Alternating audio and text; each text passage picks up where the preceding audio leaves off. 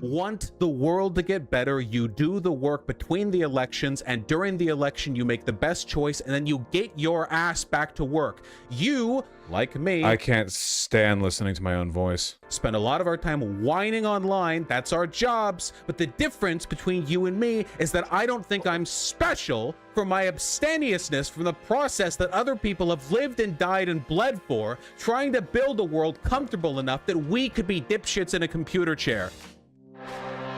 I'm glad you all like that stuff, you know? Maybe I still talk like that, who knows? I try to keep my nose out of drama unless I'm directly implicated in it, and I keep hearing people sort of like foretelling, you know, like the church bell tolls. What's happening here? What's going on? So I've done a lot of introspection over the last couple of days because I've been accused of having a real bad case of the VDS. What did I do? Think, well, here's the thing. Here's the thing. I think what I actually have is VFDS. I've got Vaush fan base derangement syndrome, which I think is I've got that too. I've got that. That's a whole different ball of wax, you know what I mean? Because, you know, you and I haven't talked in like 2 years or something, and every show I do, there are still people reminding me that you handed me my ass 2 years ago, Vaush. You grabbed my ass, put it on a silver platter, flipped it around, and handed it right to me. 2 years later. Look, the people in my audience really like Biden, okay? It's they're fanboy. It's not even for me, okay? They're just running around proselytizing. Didn't even give you a reach around, Paul. Up, man. How it goes, though. How it goes. I think it boils down to the same old song and dance, honestly. To be you know, to set aside the jokes. I think it's the vote blue no matter who thing. I think it's the kind of making Chow, we're watching this. The reason I'm taking a look at this is because I have adopted significantly less electorally, like, democratic positions over the past year and a half, and because this wasn't like 2-3 years ago. This was in anticipation, assuming Biden was running again against Trump in 2024, and now I don't really favor Gavin Newsom hypothetically as a primary candidate against a theoretical JD Vance. It's like a theoretical thing. So I'm revisiting the position. Just say you did a 180 on your position. Hello, Mossad agent. Well, that's what we're looking at this for, to see if I did a 180. Because to my memory, I didn't. To my memory, I'm still making a harm reduction argument, where in the past, I think that the world would be better if Biden had won. I guess I still do, right? But now I don't know if the world would be better if we got a do-nothing Dem in rather than a Republican. Apologies for Biden thing. I think it's that kind of angle, I think, is probably our sharpest disagreement. Well, the real base position is not making apologies for his bad behavior, but then arguing you have to vote for him anyway, right? That's the real, like, electoralism pilled, there is no way out, this is what we live with attitude to take towards the situation. Yeah, I don't like that either. I don't like the idea of us just eternally settling for a shitty neoconservative and neoliberal clothing. I don't like that. I don't think that gets us anywhere nice. I think it might stave off some of the worst shit for a couple more years, but how can you say that and also say Trump should have won in 2020? Well, there's a difference between the position that you can fairly make with hindsight and the position you can fairly make without hindsight, right? Like, when I thought that it was better for Biden to have won in 2020, I could not have known, and I stand by this, I really do not think that I could have known how bad Biden would have been at opposing the Republican Party, particularly with Garland refusing to do anything about Trump, even though Trump openly committed treason and just nothing happened, right? If I had known that Biden would just use those 4 years to, like, dick around and sit in his hand while Trump built up power and built up the Heritage Foundation movement, I probably would have advocated for Trump back in 2020, though I think I would have had a really tough time making that case at the time. I think we end up in the same toilet. No? I stand by the logic. Fundamentally, nothing has really changed. If there are only two possible options, you have to go with the better of the two. Obviously, like, this was right after October 7th, so it was after things were bad, but before I knew that Biden would just rather die than criticize Israel, you know? Rhetorically speaking, I'm not exactly thrilled to be doing anything that even sounds like defending Biden right now because of what he's doing with regards to the genocide in Palestine. Right. So this isn't exactly like a period of time during which I'm going to go out there and proselytize and wave banners around and, shoot t-shirt cannons with Biden's face on it into the crowd. Not the time for that. I got rid of my Biden mug recently, the Dark Brandon mug. more probably going to focus on tearing down the GOP, you know, but ultimately, like, isn't it time now? Isn't it time now more than ever to do that though? I mean, Biden's numbers are tanking, right? Yeah, he's pulled up even and is a lot of polls is losing to Trump. He's losing horribly to generic Democrat, which is like one of the saddest things I've ever seen in my lifetime. The polling's not good. I don't think it's as bad as a lot of people think it is, because everyone who is going to vote for Trump thinks positively of him. At least most do. Whereas there are lots of people who don't very much like Biden who still vote. This is an unusual election for the reason that both of these guys are a known quantity, right? And both rather unpopular. Had a helping of both of these dudes as president. So this is an unusual election because we've not been in a situation where we have a choice between America has. This is worth mentioning. TJ said recently they didn't expect Trump to be as bad as he's been, and they were kind of wrong to some extent. Well, I'm not really doing this to like dunk on Paul's ego or TJ or anything in retrospect. I guess I'm mostly just curious how much I mean, I can't see the future. I'm sure I said stuff here that ended up being wrong. You know, I wouldn't even say that necessarily means that it aged badly, I guess. If the thought process ages badly, I think that's different to the prediction aging badly, if that makes any sense. Like, if you have a good reason to believe a thing that ended up not happening, that's different than it turns out you had a bad reason to believe that thing in the first place. I think I had good reason to believe that Biden and Merrick Garland would, in some sense, punish Trump after 2020, but here we are. You know, I like, pardon me for believing in law. Your thought process was vote blue no matter who? No, the vote blue no matter who thing was a rhetorical line, but it was always to supplement another position, that of harm reduction, right? The belief was in harm reduction. The idea that it would have been better if Biden had won in 2024, or as it turns out, Kamala Harris, because Biden dropped out after the fucking debate. But the harm reduction argument remains, I guess, the perspective from which I'm seeing things. But like in my lifetime, never had a situation where it's like, hey, do you want this guy who was president or this guy who was just president? It's like, which one do you want a second helping of? And the fact that so many Americans are just like, hey, I'll take a second helping of Trump, please, seems pretty crazy. Yeah, I mean, there's no getting over there's the sheer lack of intelligence of your average voter. I mean, that's definitely sort of an ongoing problem we have to deal with. I mean, in materially speaking, like, obviously Biden's presidency has been a lot better than Trump's.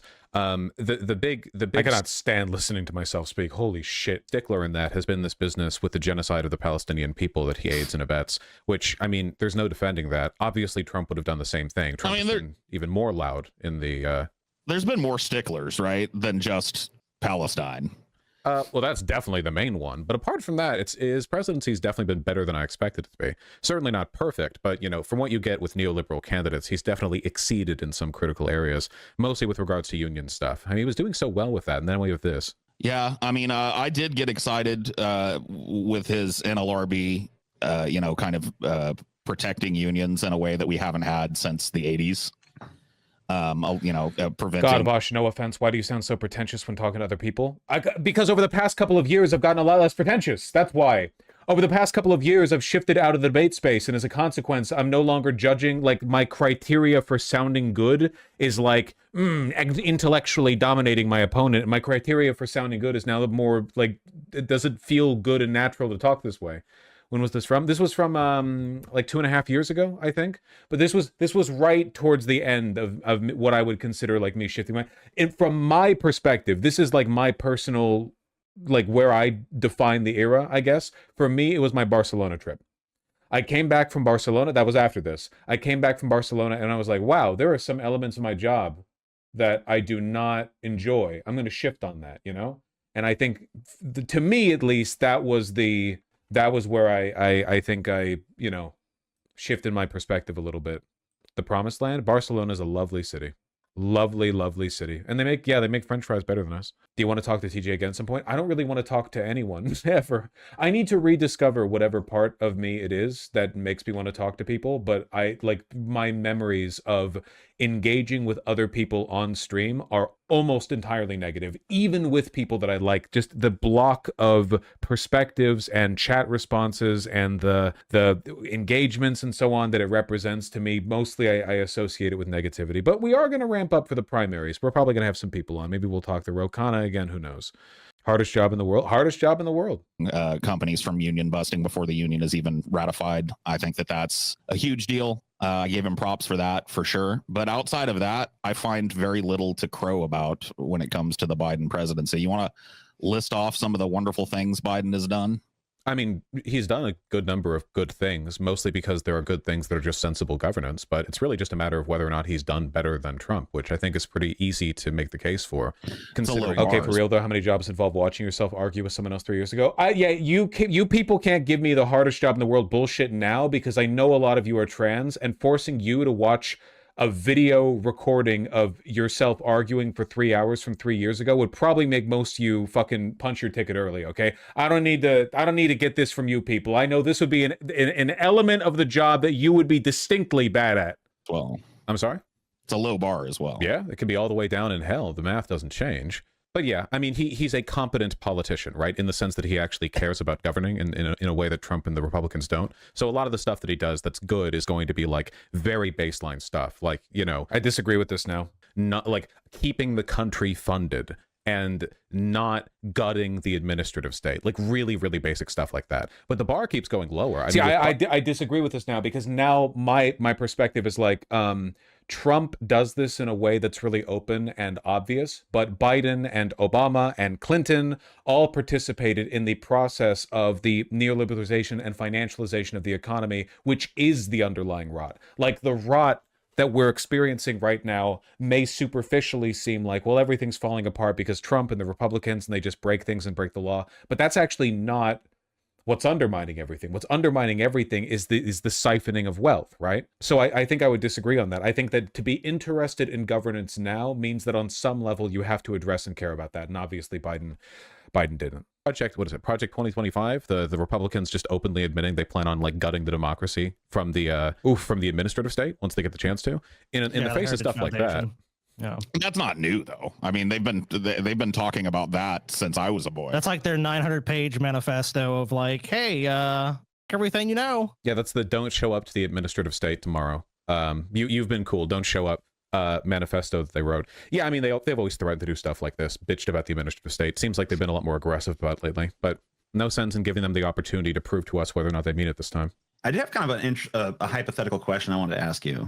I don't know, maybe it's a little bit out there, but maybe it's not too crazy, because we've seen some polls where RFK Jr. is polling at like 22% in one poll. Most polls it's like 10, 12%. So obviously you could be at that. He was still on the Democratic ticket at this point, right? Yeah, I think at this point RFK Jr. was still running as a Democrat in the presidential primary. 20% and still not get a single electoral college vote.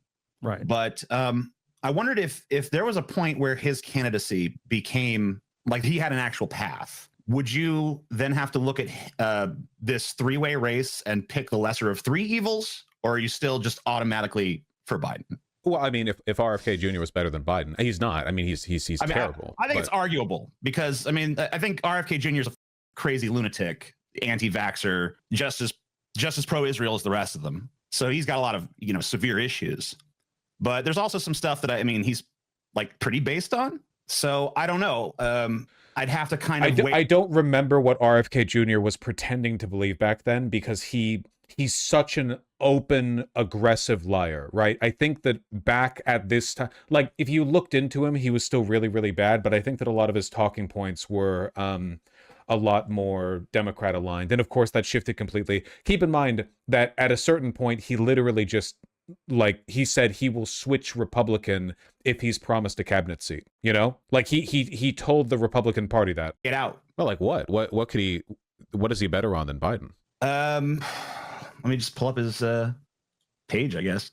Like he says stuff like that, but a lot of the stuff that he said like at rallies or when talking to people publicly has wildly differed from his. His vaccine policy is gonna be about the same as Trump's or worse. You could say the same about Biden too. They ended up being one and the same, because he ended up being their CDC guy. Biden ran on a $15 minimum wage. Biden ran on a bunch of ending the border crisis. Those I think there's a talking points of pretty his, critical difference where like there's lots of every politician will say they'll do things. Let's just RFK Jr. is not really important. Let's just take him out of it. Let's just say there's a third party person that rises to the level where they could win. would it then be lesser of three evils? Yeah, if they had a shot at winning, I suppose. I mean, the problem is because we don't have ranked choice voting, so it's insanely risky, even if there was a really, really good shot of trying to push a third-party candidate, because obviously if the third-party candidate's good enough to me that I would consider voting for them, they'd have to be left-leaning, which means they'd siphon more votes from the Dems. I feel like in this system, it's almost impossible to get an outcome like that. But I guess hypothetically, if the math worked out, that would probably be preferable to just like touting the two-party thing. Don't you feel like there's like a certain risk in creating a standard for Democrats no higher than just like be better than the opposition? Like long term, don't you think that produces worse and worse candidates and hurts the party in the long run?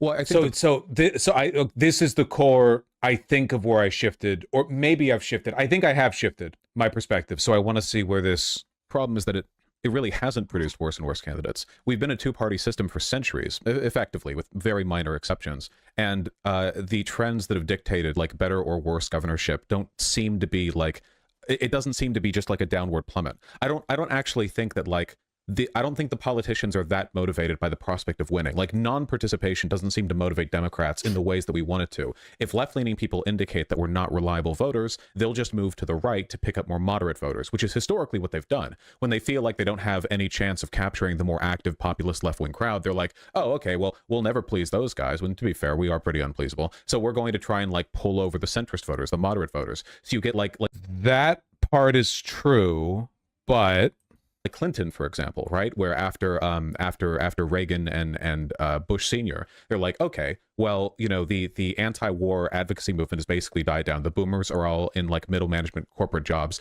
There isn't an active, engaged left to appeal to. The Cold War is like ending, so there's not even that. So like, who do we appeal to win? And Clinton was like, oh, well, we'll just do Reagan's economic policies, but you know, we'll smile about it and we'll be like slightly less homophobic and racist. And that works. We know there's a ton of like very.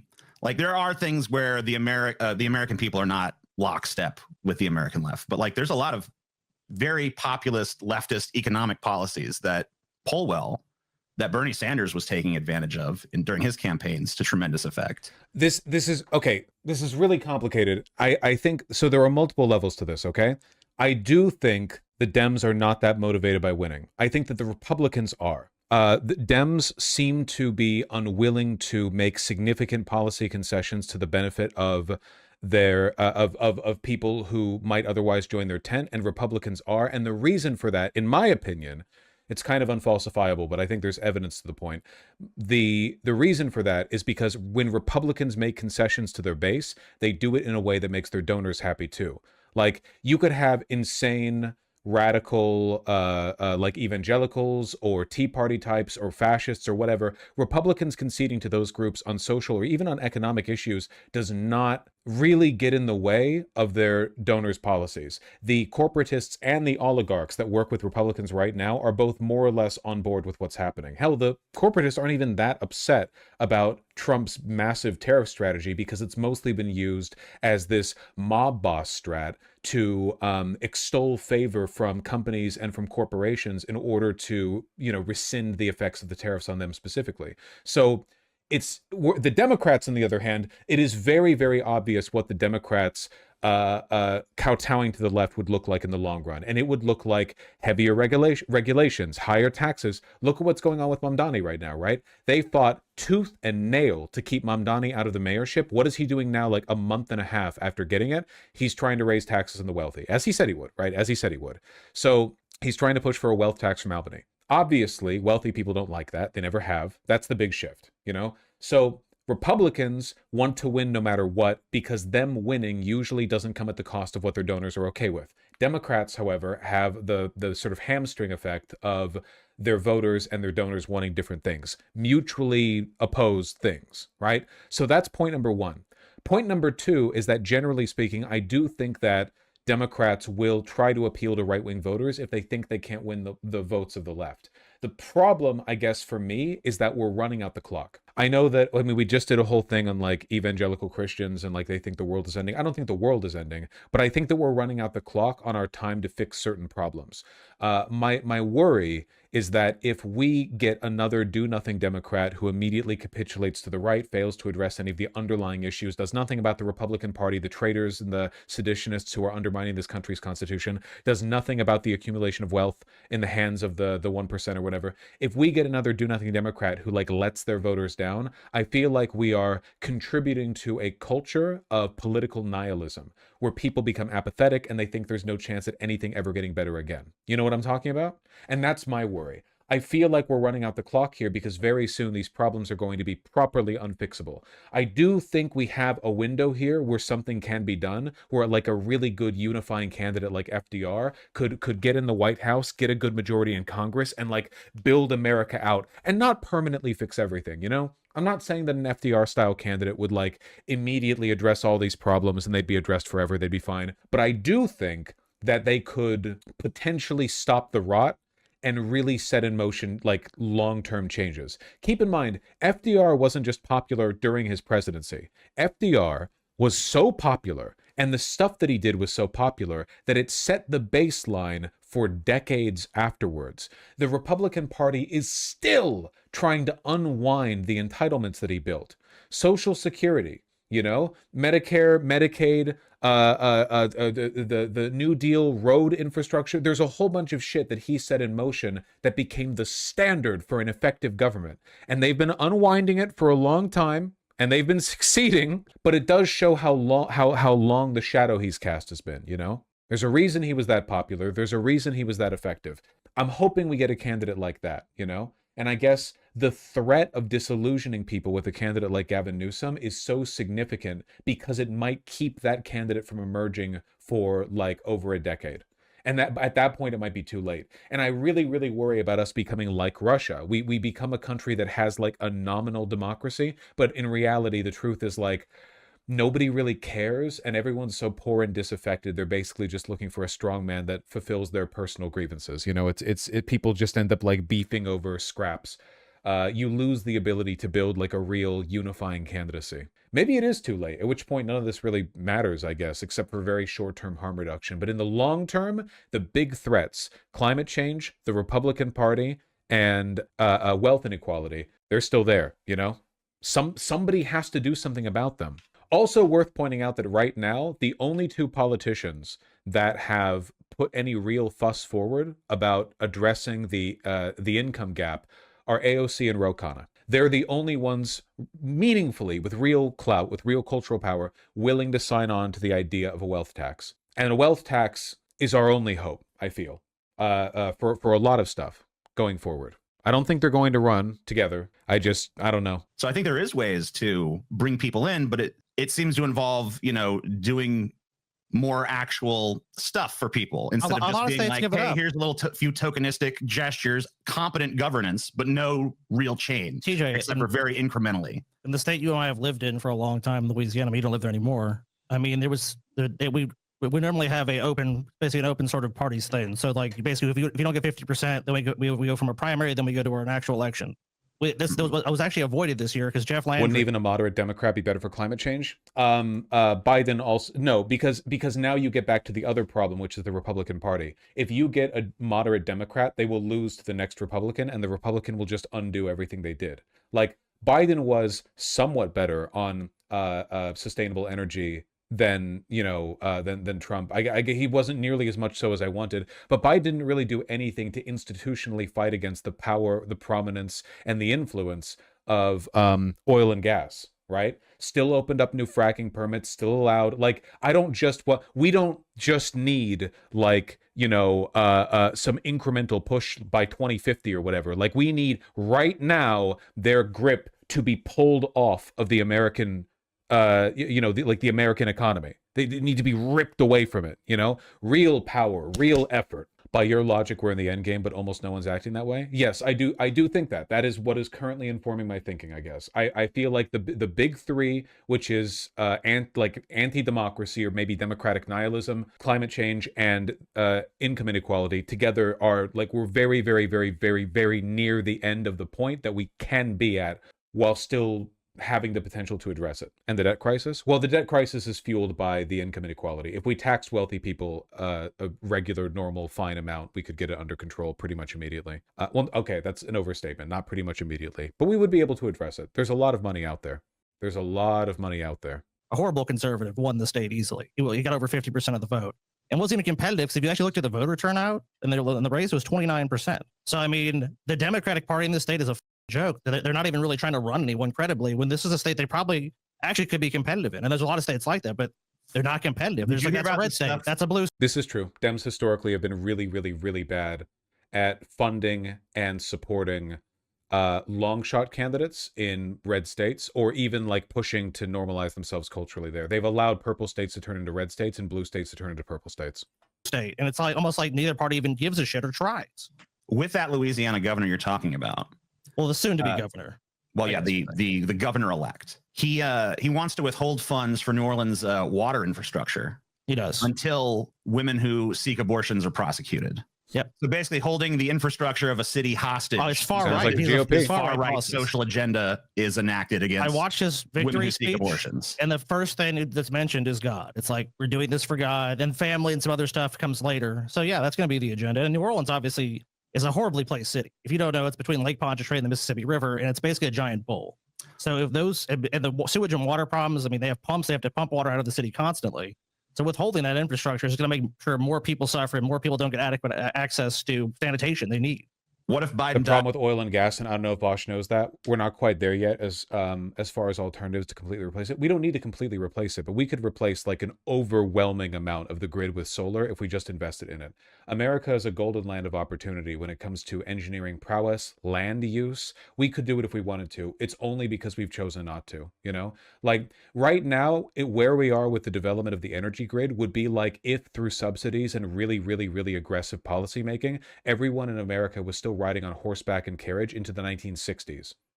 And people are like, well, you can't replace all that with cars. Cars are expensive, and we don't even know how they work. Like, it's so difficult to imagine the world that we could be in right now if we put even a tiny bit of effort and money into developing like a solar grid, you know? You can't run the grid off mostly solar? Yes, you can. Yeah, you can. Listen, it is literally like magical future tech. You're harvesting energy from nothing. We could easily do it. I don't care. People are like nuclear, whatever, nuclear too, okay?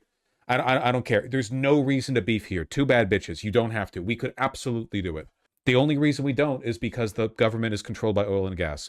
They've rescinded subsidies. They have made it more and more and more difficult. There are insane laws all around the country, federal and state, and sometimes even like municipal, that make it increasingly difficult to build solar and apply solar and to give money back to the grid. All the incentives you would have for the tech, they're trying to tear them apart. Why? Because the fossil fuel oligarchs have so much power. This is another thing we will need to address. Is who becomes the Democratic nominee? Maybe Vaush would know this. Would that just fall instantly to Kamala Harris, or? Yeah, I guess it would have to. I mean, I assume they've been talking about that behind the scenes because it's. It has to be a subject of discussion with his age. Oh yeah, I'm sure they. You know, there's a bunch of people crossing their fingers. Ominous that he can make it across the finish line again. Yeah. Ominous. Yeah, no, it's pretty bad there. Kamala Harris will have an even worse chance against Donald Trump than Biden by a pretty wide margin. And considering I how agree bad with you things have there. been for Biden.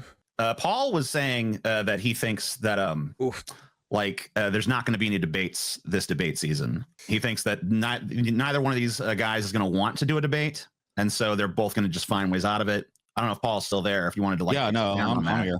I mean, I don't know for absolutely certain that that's what's going to go down, but I have a feeling that specifically Trump's kind of move, dodging debates and stuff, has set a precedent where it's like, I know for a fact that Joe Biden's handlers are shitting their britches about the idea of Joe Biden having to speak extemporaneously for a hour and a half. Like that's got to make people break out into cold sweats in the Biden camp. Same goes for Trump. I mean, both of these guys are demented as off the rails as and I don't know that it's going to do them any favors to engage in the kind of American tradition of debate. Hard to argue with anything he's saying here. And so I wouldn't be shocked if there just aren't debates this year, you know? I think there's a decent chance that, yeah. A lot of the, I think right now, I think the person who's shitting their pants more is probably Trump, in large part because he's declined very rapidly in the past. I was totally wrong on this, 100% wrong on this. At the time, I did not know how much Biden's handlers were sheltering him from public scrutiny. I knew it was happening. I think everyone did. I did not realize it had gotten that bad. I was, along with many people, shocked at how incapable he was of speaking in the debate. Yeah, last year or so. I think a lot of it is just the court cases. Like, he has to keep jumping around between different courthouses in different states. Like, he's lost his business license. He's losing money. He's hemorrhaging money. Oh man, look at me. Look at me when I thought that Trump was going to be undone by the lawsuits directed against him. The GOP was giving him money to pay for legal fees, but they've stopped doing that since. Like, the actual coffers of the GOP were open to him for a time, but now that's closed. He has people flipping on him. Like, Rudy Giuliani couldn't even afford a bus ticket home, and he's like potentially someone who could flip on Trump. Like, he's under an amount of stress that I legitimately think would probably break most people. And the fact that he at his age is even still doing any of this is, if nothing else, indicative of like demonic constitution. But I think it is starting to take its toll. I don't even know if he's going to make it all the way. My money would be more on Trump dying than Biden, because Biden, if nothing, that might end up being true in the long run. Who knows? How we'll see. You underestimate him? Well, I mean, keep in mind how fucked everything got, man. Like, the DOJ just did not do anything about Trump. It was relegated entirely to state cases. Jack Smith delayed for years on like filing, like an unbelievable, and then a lot of these cases just went away as soon as he became president, right? It's so bad. It's so bad. But no, you're right. I mean, with the benefit of hindsight, or maybe even like at the time, I should have been more pessimistic. Anything else, you know, the presidency is a stressful job, but is it more stressful than what Trump is doing right now? I actually don't know. What percentage of Americans would think that Trump had been assassinated if he were to die of a heart attack or something like I don't know the exact number of people who were going to vote for him, probably like literally 100% of prospective Trump voters be like, yep, that was the CIA, 100%. And then we would have like Marjorie Taylor Greene pretending to be anti-CIA for a bit, the way she was anti-FBI to cover for Trump. So yeah, I guess that'll be fun. There's not really any easy way through this, right? Like, even the best possible outcome still involves half the country adopting new radical conspiracy theories to explain their loss. Yeah, but you know, I am one of the few reasons that I would say that one of the few things I would think of is like, hey, this is an interesting reason to vote for Biden, which I have, you know, not even come close to deciding I want to do. But I was thinking about the fact that maybe if the Democrats win enough elections, the far right wingers would be like, it's so rigged, there's no point in even doing it. You know, just totally disenfranchise the right wing. Just like, so far, this conversation is being pretty fun. We can't look at the entire thing. I wonder, maybe I should skip ahead to like a little bit further. Doomerism. Yes, life is the whip. At no point in human history. Well, I don't ever want to hear that I'm a doomer again. No, now we're mad at each other. Okay, sure.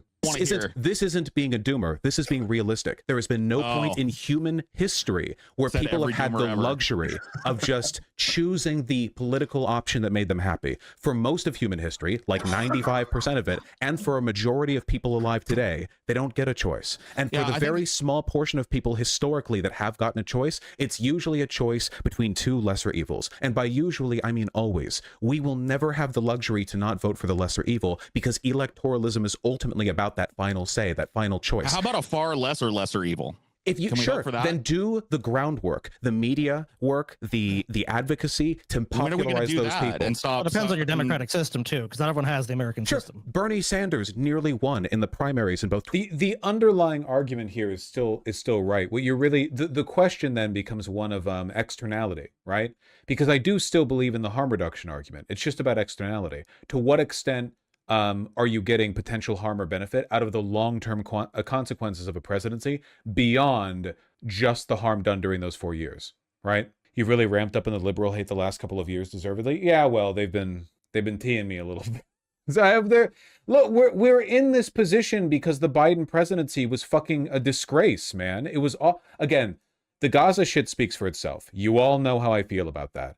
But the unwillingness to do anything about Trump, the DOJ not going after him, and in addition, all of Biden's handlers hiding him from the media so we could all pretend that he was more cogent than he actually was, denying us a president with the bully pulpit, having no ability to influence culture. No wonder everything shifted to the right over Biden's term. Culturally, everything shifted to the right because he was incapable of defending himself, and it's much easier to attack an ineffective opponent than it is to defend an incompetent ally.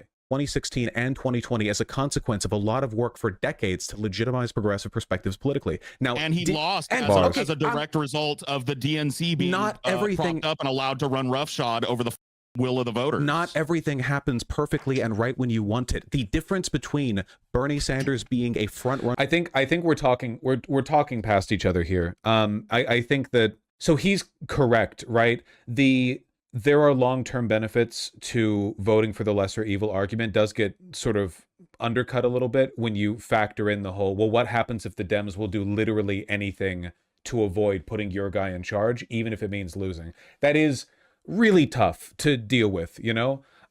It's just, unfortunately, like this argument just got contextualized, I think, around the wrong set of candidates, or maybe the wrong time or the wrong place. I don't know. All I know is that right now, and I don't think anyone can argue against this. This to me is like kind of a good defeater, because it's really obvious in hindsight. It would have been better if Trump had won in 2020. We would have been spared the disgrace of the Biden presidency and all of the incompetence and abstemiousness and ineffectiveness, the Democrats' complicity for what happened in Israel, his handlers hiding him from the media. We would have been spared all of that. It would have just been a second Trump term, exactly like the first, but even less popular. You know, everyone would have watched him waddle in, and it would have been like, okay, handle COVID, bucko. You know, everyone would have just, okay, here we are, 2 terms of this, whatever. And then we probably would have gotten, you know, a more enthusiastic Democratic candidate in 2024. We got the worst timeline of those 2 potential timelines, for sure, 100%. Then Gavin, and the cycle continues. I don't know, what do you need to do to force the Democrats to not put forward a candidate who will make Republicans popular in the next term? It's not the Clinton years anymore. We're in a new era. We're in a new point in time. Okay, it's not the way that it was 20 or 30 years ago. And this goes beyond just finding a candidate that makes leftists happy. The Republicans are an existential threat to the planet. They are not just a bad party that does bad things. The future of the species, literally, through climate change, global war, debt crisis, whatever, depends on the disempowerment of the ideology that they are currently the main proponents of. They are like the champion cultists of the end times, you know? It is so essential that they not only lose, but lose badly and lose permanently. So it's not just about the Democrats putting forward a candidate that makes me happy. It's about putting forward a candidate that makes them unhappy forever. My hatred of Gavin Newsom is not, at least entirely, based on the fact that I think he's bad. It's because I think he would just do nothing and then be replaced by a terrible Republican in 32. Now you're being hyperbolic? I really don't think that I am, though. I really do think that in many respects we are running out the clock on serious global issues, and that the Republicans have taken almost a maximalist position on harm, unrivaled by basically any government on earth. You know, the European Union, China, not even Russia have taken in to my opinion, the positions they have with regard to maximal long-term harm. You know, is Vaush doing the Nick Fuentes argument right now? What does that mean? What Nick Fuentes argument? Why? What are you referring to? I also liked the Super Bowl halftime show. Yes, I admit it. I'm not going to get an answer on what. About voting the other candidate? You're incoherent. What do you mean? About voting the other candidate? I don't know what you mean. Under contender in the primaries, and what the Democratic Party was like just 20 years before that is massive. The difference, like, people are like, well, he didn't win. Okay, and we're not all rich. We don't have unicorns. You know, Bernie Sanders. He means advocating for voting across party lines. Is that the Fuentes argument? I didn't realize he had that copyrighted. What the fuck? Me drinking a glass of water. The fucking Heimlich water. What was the doctor in the Holocaust? Mengele? The fucking Mengele drink? I didn't realize he copyrighted that. It would have been nice if he had won, but the difference between the Clinton years in terms of what was acceptable, what progressive policies could be put forward, what you could say on TV, and 16 years later with Bernie Sanders, remarkable. But when you talk over that, when you say, well, he didn't win, you're stamping on that legacy. Real progress takes work. Thousands of people, broken bodies, blood, effort, sweat, tears, and a lot of suffering. True, but overstated to a cringy degree. I feel like there's a dialectical tension between these two forces, because I feel like voters typically are more willing to vote for left-leaning candidates when they feel safe, but also The safety in this case is being created by a strung together web of ineffective Democratic candidates who are actually making us unsafe. I think that, like, if we consider Obama a moderate candidate, which I do, the safety that Obama provided, the perceived safety that Obama provided the American people, I think was specific to that era and no longer can happen. Like, because the argument that I was making back then, and I think that I was just wrong here. I think I was just wrong here, okay? The argument that I was making was we are more likely to get a Bernie Sanders after voters feel safe and comfy from a candidate like Obama. And the reason for that is because when people feel afraid, they'll vote for strongmen. Voters that are fearful will vote for, like, the moderate centrist unifying ticket candidate like Biden, the person who they think just has the best shot of winning. They don't feel like they have the room to experiment, you know? But I think I was just wrong. The problems are twofold. For one, the safety that Obama provided was not because he was a moderate, it was because it was the pre-Trump era. In a post-Trump era, a moderate like Obama would not be able to survive 2 terms because people would have been fed up with his ineffectual, disingenuous, progressive bullshit by the end of the first term. Think about it. Imagine Obama's first presidency, but transplant it a decade into the future. All we got for that, so 2 years he did nothing with the Democratic Congress. All we got for this was Medicare for all. Oh, wait, sorry, not Medicare for all, but rather the fucking Obamacare. That's it? The ACA? That's all we got. I think people would be very upset. Look at how much credit Biden got for the infrastructure bill. Nothing. Nobody gave a shit. Nobody on the Democratic ticket can match the energy and the flurry that Trump and the Republicans represent. Except for Mamdani, you know, doing it at a local level. But Democrats don't seem to be interested in doing what it would take to get that kind of day-to-day energy moving forward. Now it kind of seems like fear is the default environment anyway. Let me ask you guys, genuine question. Can you imagine at any point in the next 20 years, the Democrats in America just comfortably living day-to-day, going to brunch because they think the political situation is chill and they've made it and they've got their guy in power and it's going to be fine? Because I can't. I feel like Obama might have represented the death of the brunch candidate. We didn't get it under Biden, that's for sure. I don't think we're going to get it under Newsom. So maybe the comfort that I was seeking that allowed voters to feel all right with experimenting with a far left candidate like Bernie Sanders, maybe that comfort just isn't a thing that is on the table anymore, you know? As long as we're in this spiral, we are never again going to have this lull, you know? We're not going to cross through the eye of the storm again. It's always going to be something. I think post-Trump there will be that delusion for like a year, but we thought we were post-Trump when Biden won. Like, keep in mind, Trump was so disgraced, even Fox News was tearing into him. And there were legal cases mounting. Everyone thought that Trump was going to be torn apart. Corporations were denouncing him. The Republican Party was like throwing their hands up in the air, going like, no, dude, we weren't there. J6, we weren't there. We all thought we were post-Trump. And then there was this slow wave of dread building where it became clear nothing was going to happen. And then he got prominent again. I remember calling Paul a pussy multiple times because he was trying to call you a Beverly Hills kid or whatever. Okay, to be clear, later on in this debate, this just turns into a bunch of shit flinging, and I think I zinged Paul better than he zinged me. The whole Beverly Hills kid stuff. I'm sorry, I think, like, past the point, this just turns into, like, active shit flinging. I wanted to engage with, like, the underlying arguments here. Now he cooked you? Ah, well, you know, what are you going to do? I wanted to engage with the actual arguments here. Let's review the shit flinging. I gotta go soon. I've been rambling like crazy. You know what? Here. Let's take a look at how this goes. Okay, just to get a feel for the tone later on. Man, I did not do a good job grooming my beard back then. I'm not 12, bro. All right, I was a tax-paying only 9-to-5 worker during both of those presidencies. But you keep saying things are getting so much better. I'm saying while things got better on one hand, they got far worse on another. And you seem to want to divorce. You seem to want to divorce your tactic from that problem. When the truth, Vaush, you don't need to divorce two things that were never married. The truth is, I don't have a hazy memory when it comes to what it was like to live under George W. Bush or Barack Obama. I'm not 12, bro. All right, I was a tax-paying 9-to-5 worker during both of those presidencies.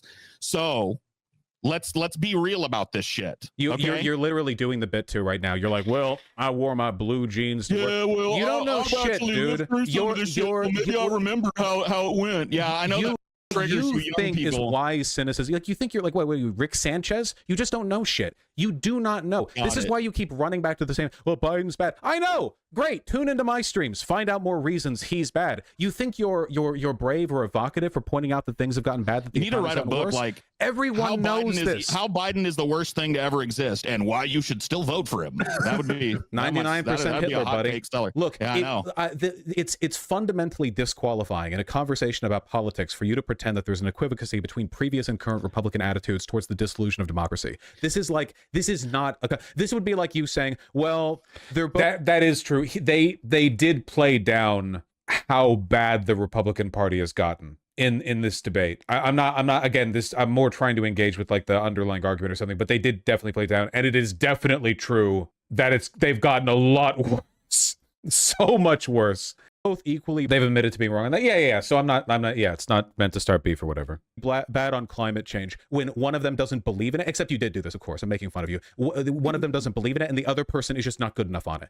There's no point in making comparisons. You clearly have a very strong emotional attachment to being a disillusioned doomer, like cynic, for whom nothing will ever be good enough. And that's fine, but don't pretend it's politics. As I am, so you shall be, my friend. I'll be whipping around to like fake calm after freaking out when I called you a kid isn't going to make people forget about the earlier part. I know that relegating lived experience to some dude with no teeth sitting on his porch going, back in my day, the blacks weren't so uppity or whatever is the easy way to do this. And I also understand it's the easy way to do this to just go like, oh, you're fucking retarded, bro. You got anyone hindsight? This could come across as unimaginable cope, but I still don't think I'm that cynical. I still do believe in like, oh my God, it's so nice. Like going out there canvassing and phone banking and like day-to-day engagement, you're going to change people's minds. I think on a process level, I'm still basically where I've always been. And I do believe in those processes because if I didn't, I don't know why I'd be doing what I do. Like I like riffing, but I just don't think I'm that cynical when it comes to like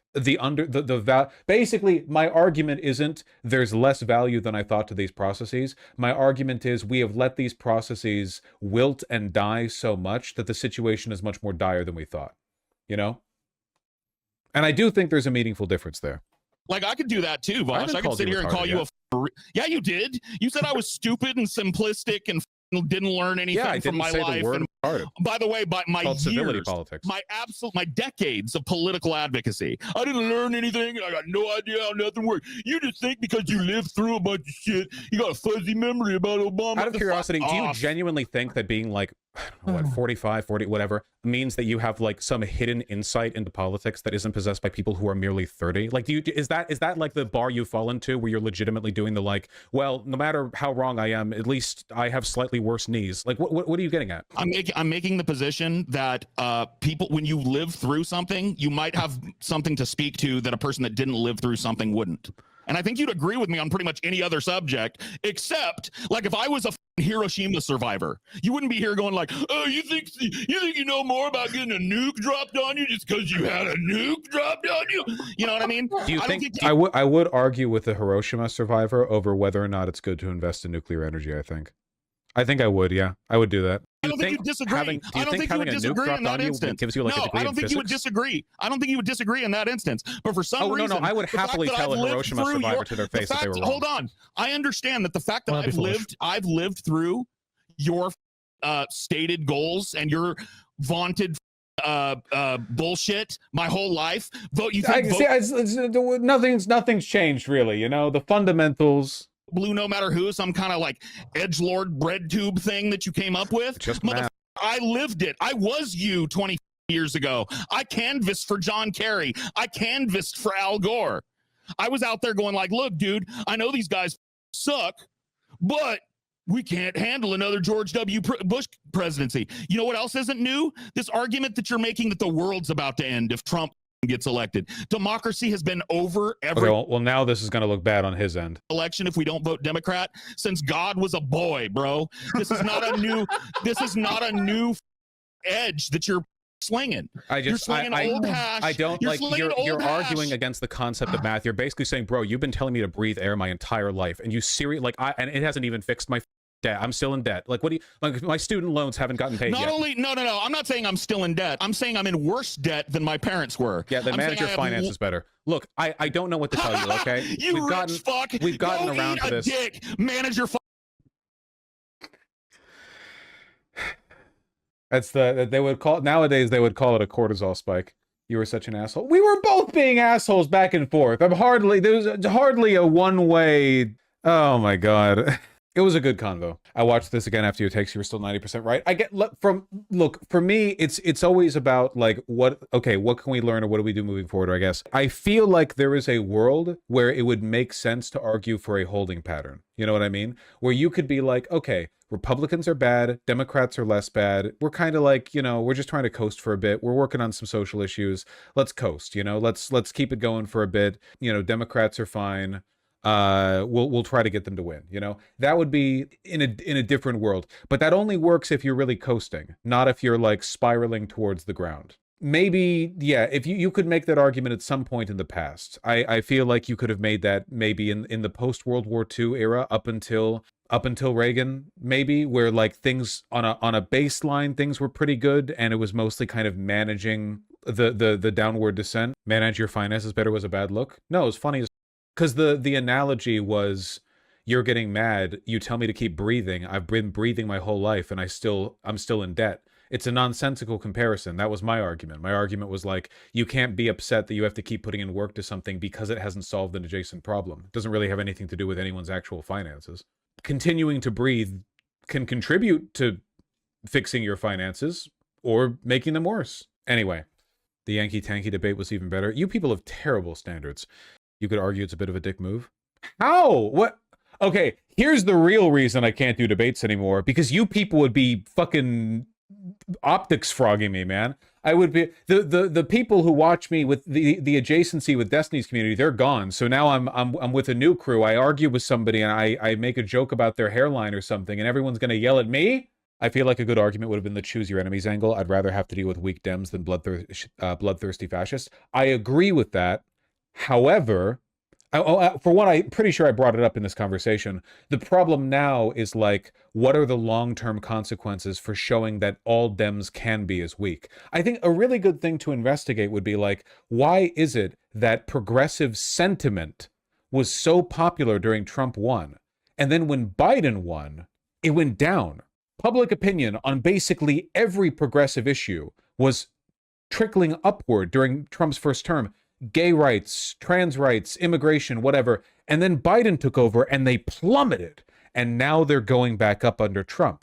I think what it shows is that negative polarization has a lot to do with how people form their opinions on social issues, which kind of makes me think like the long-term consequences of fronting weak Democrats might be a lot more significant than the short-term effect of them not getting as much done as you think, I have a feeling that if Trump had won 2 consecutive terms, if he had also been president from 2021 to 2025, I have a feeling that the progressive sentiment would have continued ticking upward. More people would have remained pro-Israel, pro-trans, pro-gay, because all of it would have been seen as a cultural backlash against the 2-term unpopular presidency of Trump.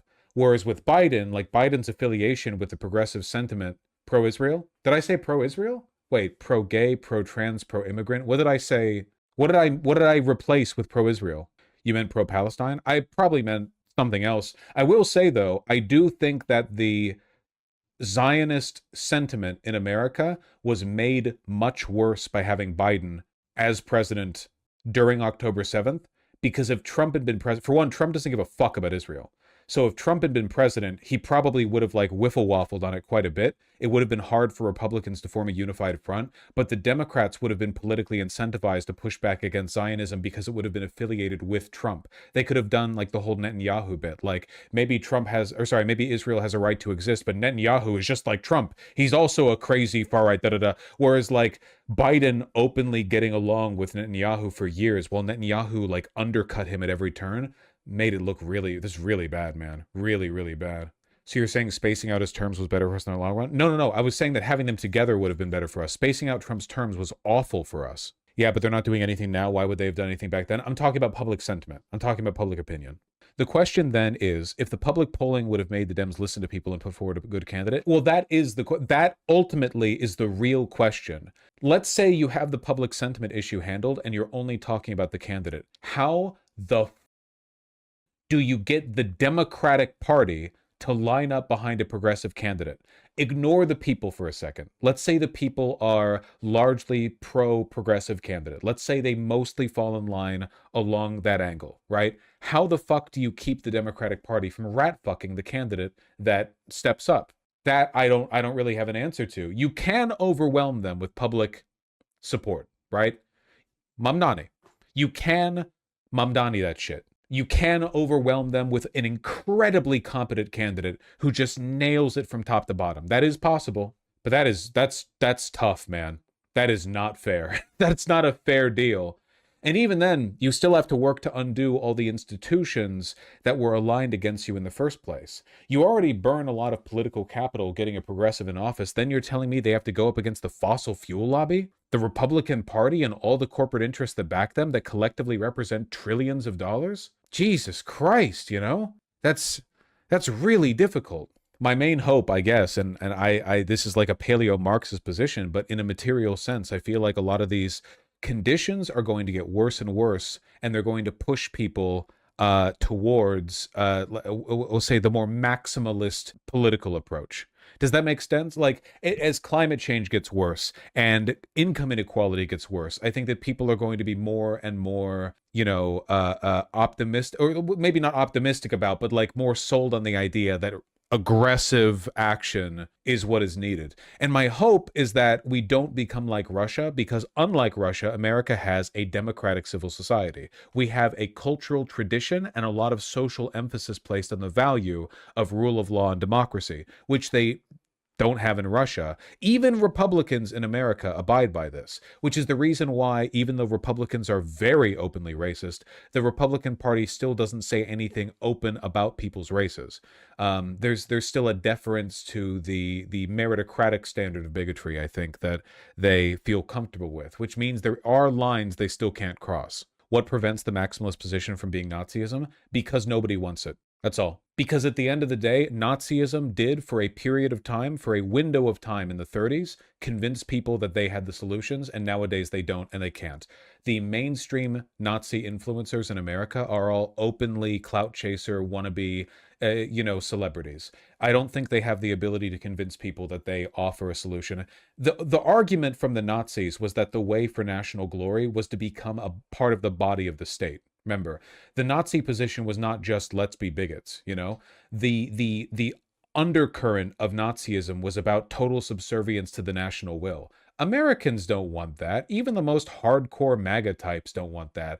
They like lockstep, part of a machine. America is too culturally individualist, and the democratic civil society, lowercase d democratic, like democracy. I feel like Nazism is just not going to take any real root here. By real root, what I mean is that it's not a threatening political force. I think that religious evangelicism is much more threatening. I think neoliberalism is the real project that is being worked on still. And that's the thing that's really going to bring things to a head, right? Because how do you keep the world... Man, I saw the recent More Perfect Union video on how Vegas is dying. It's dying in the sense that fewer people are going because nobody can afford to be there anymore. But they're still making tons of money. And the reason they're making tons of money is because of the K-shaped economy. They are catering more and more to the elite, like 2 or 3% of the population that can afford whatever, and everyone else is just left out. How do you keep a society afloat like this? How do you keep cities, states, countries alive when you have a massive schism in income? There are countries that have that level of visible income inequality, and for the most part, they're very, very, very unstable, like South Africa. South Africa is a perfect example. After the end of apartheid, you have, by and large, white South Africans who have a lot of money, and you have black South Africans who don't, and the friction between those two groups has caused record political instability. Well, not record, I guess, in the whole history of the country, but significant political instability and violence and theft and power grid blackouts. South Africa is like borderline a failed nation right now. It's not quite there, but it's getting there. It's getting quite bad over there. Inequality destroys everything it touches in the long run. Dubai, Bahrain. Yeah, but those countries aren't really... America couldn't become a Dubai, but I think that's what they want for us. K-shaped economy, can you explain this in a nutshell? Consumer spending in America right now, The top 10% of Americans, income-wise, are spending more and more and more and more and more. And the bottom 90% are spending less. The outcome of this is that the total amount of consumer spending, it kind of evens out. So if you look at it in terms of the total population, consumer spending's kind of level, you know? But in reality, most people are spending less because they do not have the money. It's all being held up by the enormous amount of money that's flowed upwards into the top 10%. That's the gist of it. You know? Yeah, inequality breaks the social contract. And my hope, I guess, is that it breaks in a way that allows it to be fixed rather than breaking in a way that just fundamentally breaks society. You're forced to appeal your products to wealthy people. Not just your products, dude, your cities, where you, like everything, everywhere. It's not good.